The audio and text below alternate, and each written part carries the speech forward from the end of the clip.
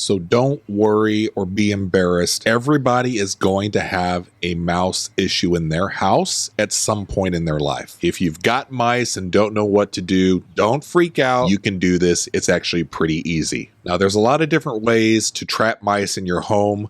I'm going to go over today the one that I think is the easiest and kind of the safest way to trap a mouse, especially for those of you that don't have experience with doing this. Now, whichever way you decide to go with trapping the mice, just don't use poison. Poison tends to introduce poison into the food chain, and so it's going to affect a lot of other animals other than just the mice. Now, what I want you to do is go to either Amazon or a brick and mortar store that's like a Home Depot or Lowe's and look for these mice cubes. And the thing is, don't just get one trap. You're going to have to get more than just the one. I would recommend getting the 6-pack. If you're seeing one mouse, it's never one mouse. It's always going to be probably 10 mice at some point. So you want to give yourself the best opportunity to trap as many mice as possible over a certain period of time. So get the 6-pack. Here you can get it on Amazon. It's about $35. It's a little pricey, but you're going to be able to reuse these, and they're actually made pretty good, and they do a fantastic job. I've used these for years, and I have always been able to take care of the mouse problem whenever we have it down in the bottom area of our house. The best way to bait these traps for mice, mice love peanut butter. Just put it on like a little cracker or a little piece of chip, put a little bit of peanut butter in, and you're going to slide that into the back of these mouse cubes. And you can see the way they're designed with the hinged door. The mice can only go in, but they can't get back out. And the cubes have little holes, so they're not going to suffocate or anything like that if you're worried about it. But you do have to check on these on the daily. You can't let the mice just get trapped in there and then you forget that you have them out over weeks, because the mice will end up dying in there. And that's a pretty awful way to go. So let's take you to the area of the house where there was a mouse sighting a couple weeks ago. This was my older son's room. He'd come back for summer for a little bit from school and said that he could have sworn he saw a mouse running across the floor at night.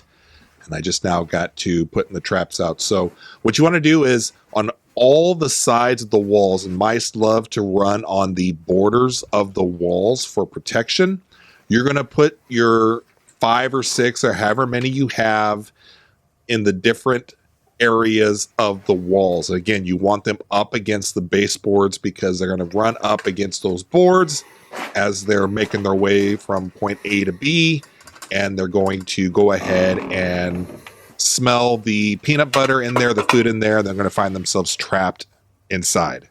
Now, we didn't catch anything after the first 24 hours, but on day 2. All right, so we are day 2 of checking the mice cubes in the downstairs bedroom. First day yesterday, no signs of a mouse or mice. So we come in here. This is my older son's bedroom. He's not living here right now. He's off at school. But the last time he was here, he did see a mouse running through somewhere. So we are in charge of trying to find it. And of course, when there is one mouse, the general rule is you multiply it by 2 and then you add 5. So we've got probably 10 mice somewhere in the downstairs area. We've positioned the mouse cubes along the outside walls. So let me show you. So we've got one down here. Turn the light on. Nothing in there. You see there, we've got a chip with a little bit of peanut butter in it. You want to run them along the outside wall so that when the mice come, and generally they are running along the borders of the rooms, they usually don't go in the middle of the room. They're always following the outside. So you want to put it to where they are, no matter which side they're going in, they'll come around, and once they smell whatever's inside, they'll go in and get trapped. So there's the first one. That one is clean. I think we've got one over on this side. If I'll have the camera go over there.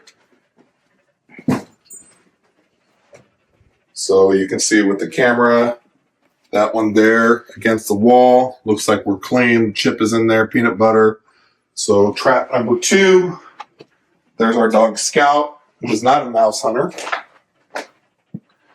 The other one is down underneath the computer area. And looks like that one's clean too. So number 3 is clean. We'll turn around. Number 4 looks clean. And again, if you're seeing one mouse, one trap really isn't going to work. You need to have multiple traps. And then I'm stepping on everything.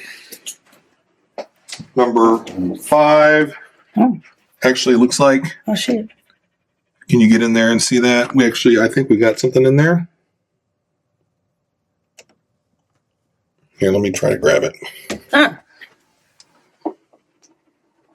Yep. Oh my God.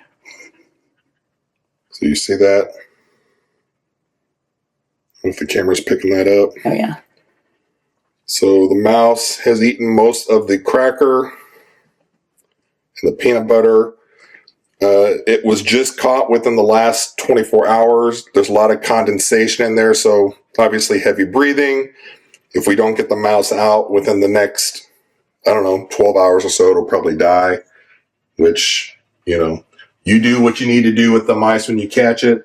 So what we want to do is get this taken out, clean it out real good, and then we'll put some more food in and then bring the trap back in.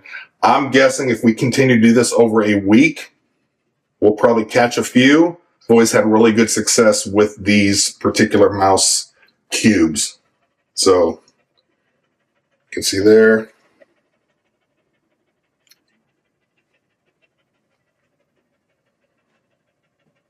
So let's take it outside. So there you have it. A really good solution for your mouse problem in your house. Again, don't freak out. Don't be embarrassed. Everybody is going to have this issue at some point. And now you have a way to attack the situation and take care of it yourself. Good luck.